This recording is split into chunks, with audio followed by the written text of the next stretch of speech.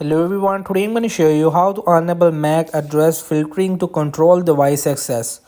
So what gonna do, there's a two steps. So how to find the MAC address.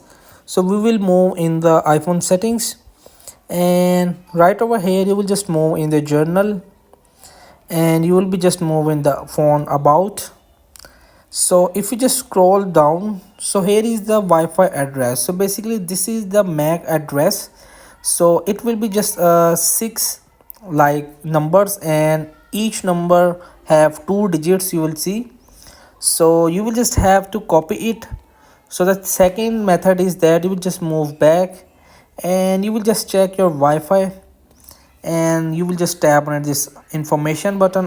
This is the Wi-Fi address, also called MAC address, and here you will see this MAC address is our network, and devices can track other nearby Wi-Fi devices by their Wi-Fi addresses even on secure network. So that's it. So in this way, we'll just have to copy it. So hope this video helped you. Please don't forget to like and subscribe and get notified for more videos.